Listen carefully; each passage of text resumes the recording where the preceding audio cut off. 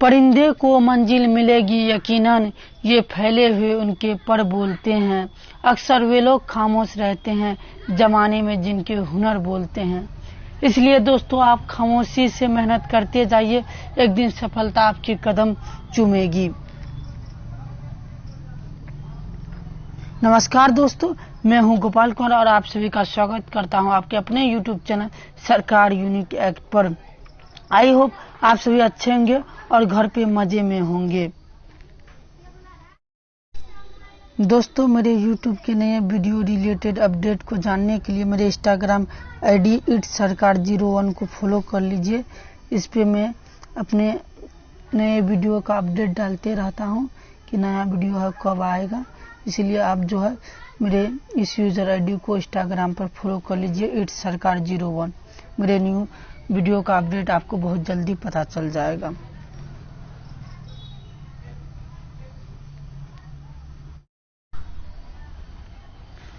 दोस्तों आज हम लोग जो है क्लास 10 का संस्कृत का फर्स्ट चैप्टर का स्टडी करेंगे, तो चलिए शुरू करते हैं। हमारा जो पाठ का नाम है मंगलम, जिसका अर्थ होता है कल्याणकारी। कल्याणकारी या तो आप बोल सकते हैं शुभ। मंगलम का अर्थ क्या होता है? या तो कल्याणकारी होता है या तो शुभ होता है। इसके बाद इनके जो लेखक हैं, रचनाकार हैं, उनका नाम रचनाकार। मंगलम पाठ के जो रचनाकार हैं उनका नाम वेद व्यास है। वेद व्यास इन्होंने ही क्या किया है? मंगलम पाठ का रचना किया है। वेद व्यास जी ही क्या किए हैं? मंगलम पाठ का रचना किए हैं। इनमें जो है आपको 5 मंत्रों, इस पाठ में जो है आप सभी को 5 मंत्रों का श्लोक दिया गया है। दोस्तों उपनिषदों की संख्या मंगलम पाठ में कुल जो है 4 उपनिषदों की संख्या मंगलम पाठ में। और जो उपनिषद का अर्थ क्या होता है दोस्तों? गुरु के समीप। गुरु के समीप इनका जो उपनिषद का जो अर्थ होता है क्या होता है? गुरु के समीप। और जो उपनिषद है ये हमारे संस्कृति यानी कि वेदों से क्या है? वेदों से संबंध रखता है। उपनिषद हमारा किस चीज से संबंध रखता है? वेदों से संबंध रखता है। बात क्लियर है? क्लियर होनी भी चाहिए।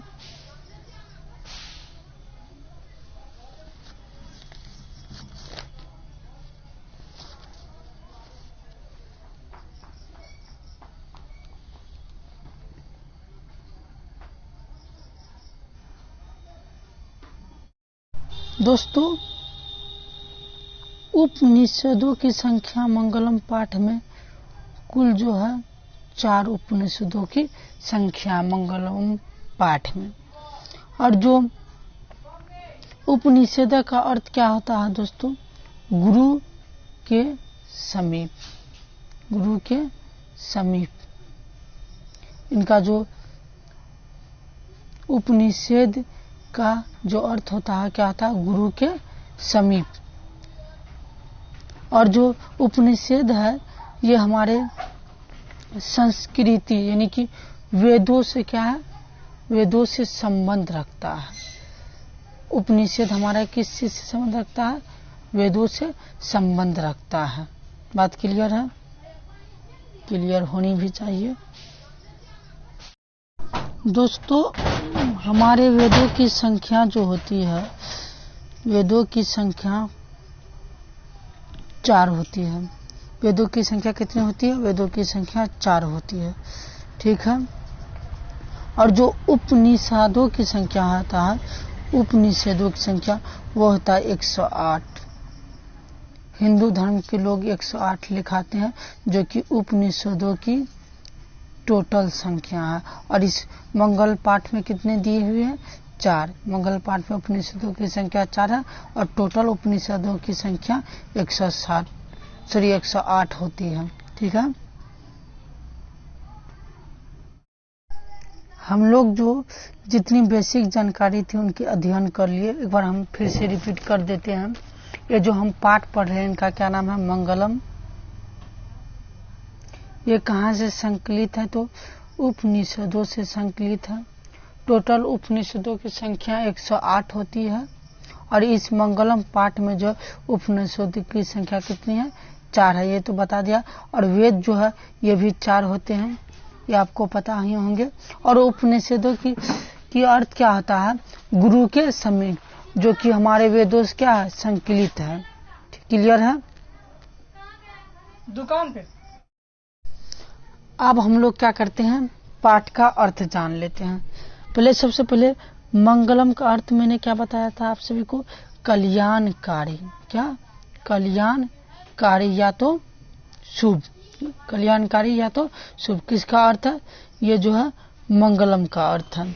अब इनका जो फर्स्ट चीज है उसका बारे में इसका हिंदी कर लेते हैं। जूम ठीक है, सॉरी ये लीजिए। अब पहले जूम कर लेते हैं। ठीक जूम है, ठीक दिखाई दे रहा है। ठीक है, अब जो है पेंसिल चूज कर लिए। अब देखिए, उपनिषद वैदिक वदमस्य अंतिम भाग दर्शन शास्त्रीय सिद्धांत प्रक्रियन्ते। अब जो इसका अर्थ होगा दोस्त, इसका अर्थ क्या होगा? देखिए, उपनिषद का तो अब अर्थ जानते ही हैं, उनके बारे में जिक्र मैंने पहले ही कर दिया। अब इस श्लोक जो है क्या कहना चाहता है मैं आपको बताता हूँ। देखिए, उपनिषद वैदिक साहित्य का जो है अंतिम भाग, यानी अंतिम भाग क्या है? अंतिम भाग में दार्शनिक सिद्धांत को क्या है? प्रकट करते हैं। यानी उपनिषद वैदिक साहित्य के अंतिम भाग में क्या करते हैं?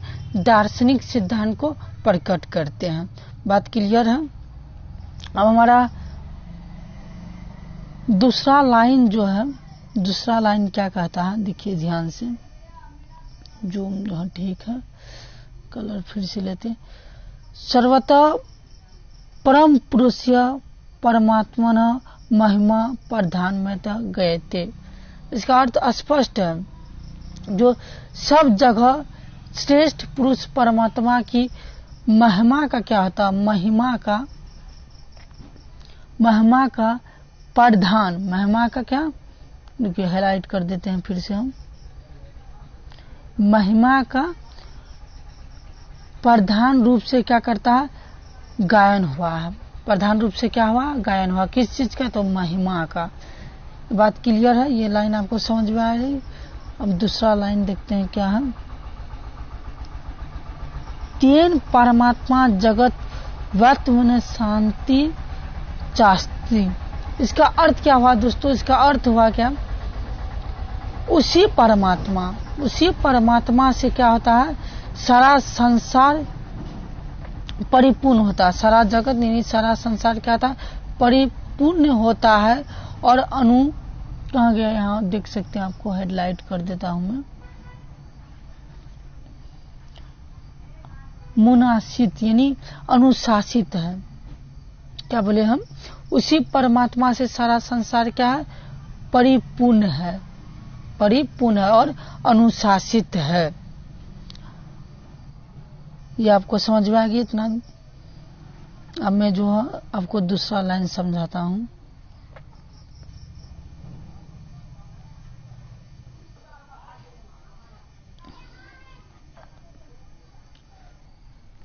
स्व एव सर्वोच्चम तापसम परम लक्ष्यम। देखो, संस्कृत पढ़ने ना आ रहा तो इससे कोई दिक्कत नहीं है, आप सभी को लेना चाहिए, क्योंकि बोर्ड में जो है आपको 90% संस्कृत का जवाब हिंदी में ही देना और 10% ही आपको क्या करना है?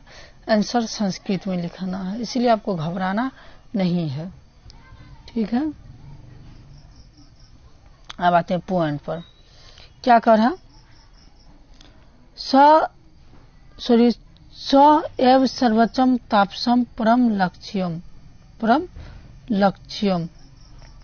इसका जो अर्थ होता है दोस्तों, जो सबका क्या तपस्या जो है, तपस्या का लक्ष्य उसी परमात्मा को क्या होता है, पाना होता है। साधु संत जो तपस्या करते हैं उनका अर्थ क्या होता है कि वह जो है ईश्वर से रूबरू होना चाहते हैं, ईश्वर को देखना चाहते हैं, उनसे क्या उनको प्राप्त करना चाहते हैं। इनका अर्थ ये हुआ।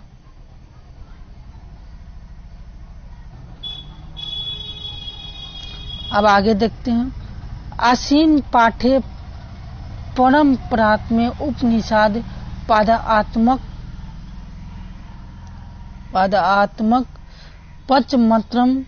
पंचमंत्रम संकलिते संति। अब इसका जो अर्थ होता है, दोस्तों, जो इस पाठ में आसीन पाठ मतलब इस पाठ में उस परमात्मा की प्राप्ति हेतु उपनिषद के जो 5 मंत्र का क्या दिया है, श्लोक के रूप में क्या है, संकलित है। इसमें 5 श्लोक दिए हैं, 5 मंत्र दिए हैं, जिसकी सहायता से आप ईश्वर को क्या कर सकते हैं, प्राप्ति कर सकते हैं। अब आते हैं, बारी है श्लोक की। हमारा फर्स्ट श्लोक क्या है, हमारा जो फर्स्ट श्लोक है वह है हिरण्मये पात्राणे सत्यसि पिहतम मुखम। यानी जो सत्य है वह सोने के आवरण से क्या है, ढका हुआ है। तमम पुष्णवम पर्वनम सत्य धर्मम दृष्टि। हे प्रभु, आप क्या कीजिए, उस सोने के आवरण को हटा दीजिए।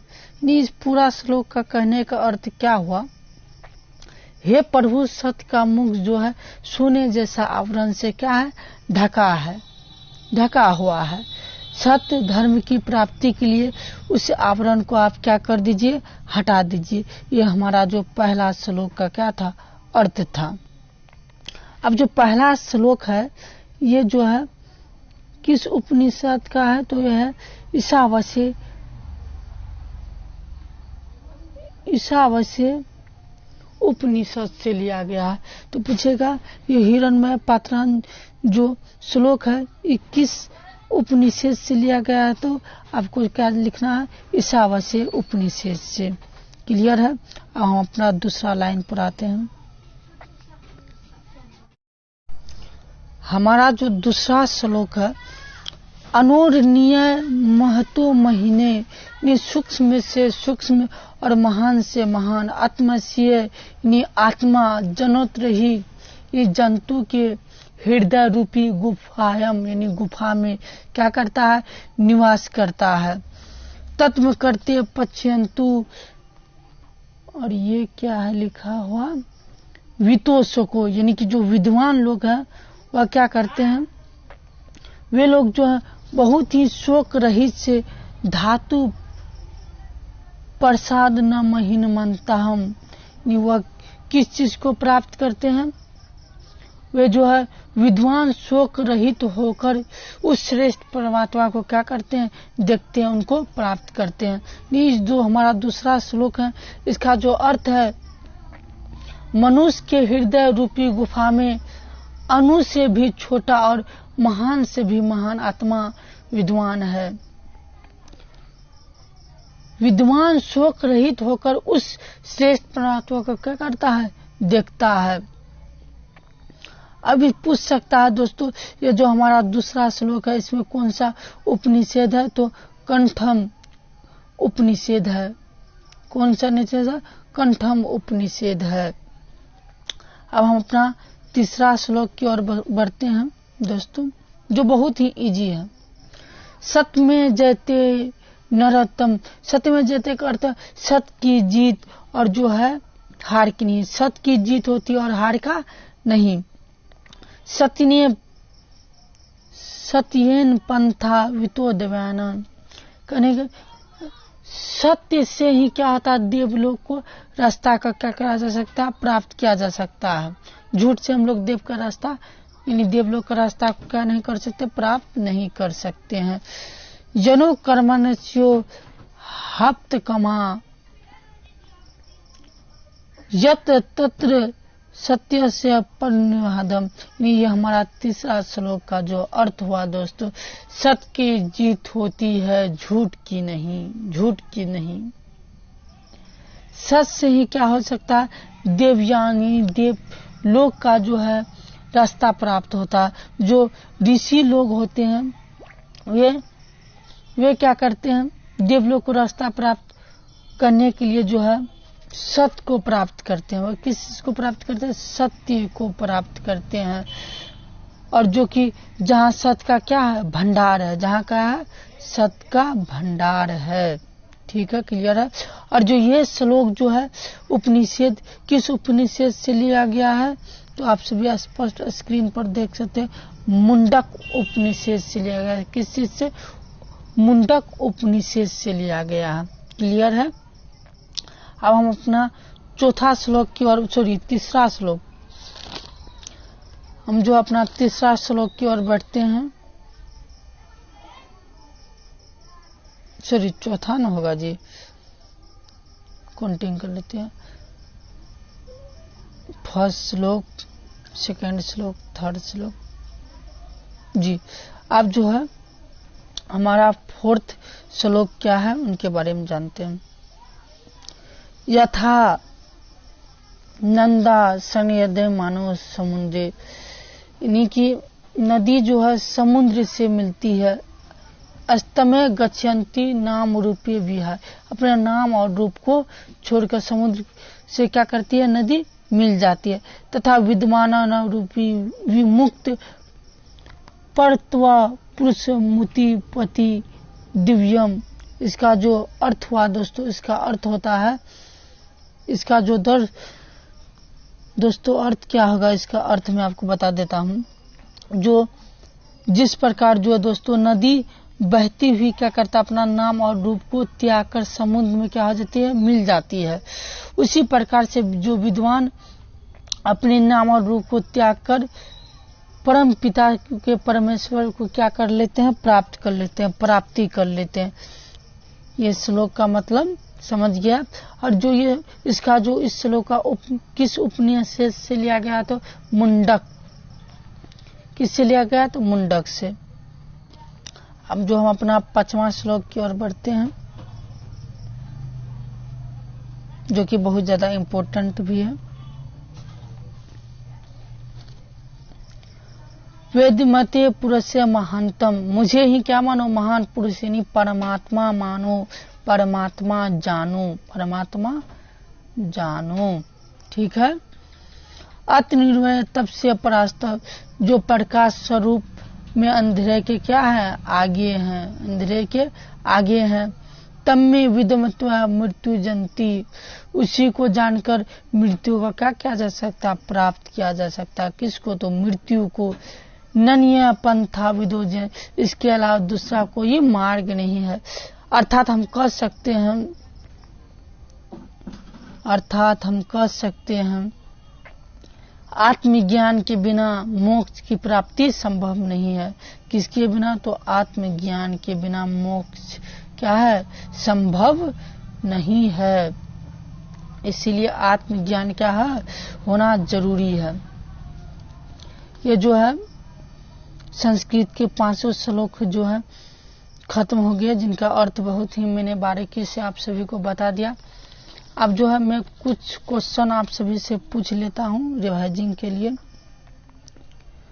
सबसे पहले क्वेश्चन जो है हमारा रहेगा,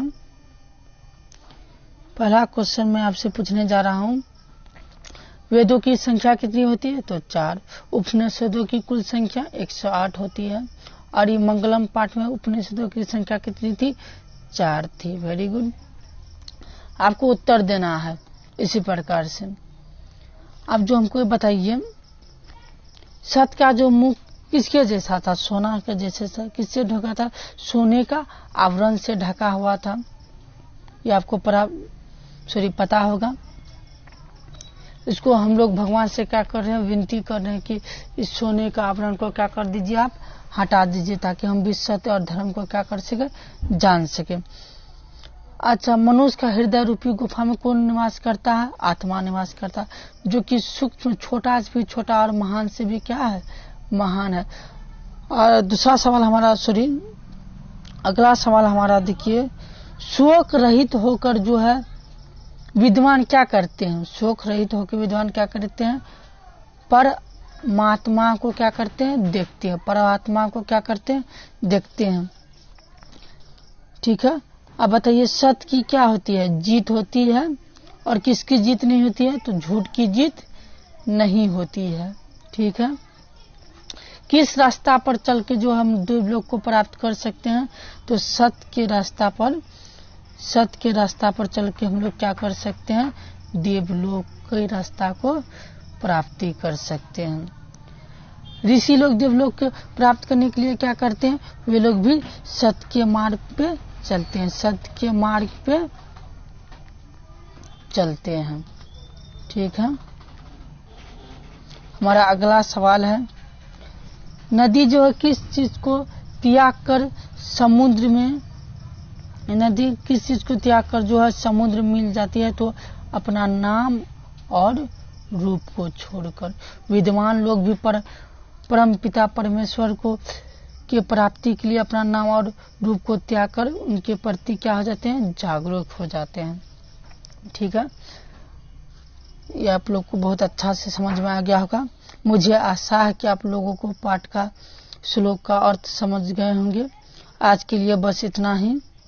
आपसे मेरी मुलाकात होगी अगली वीडियो में। तब तक के लिए आप अपना ख्याल रखिए। जय हिंद, जय भारत।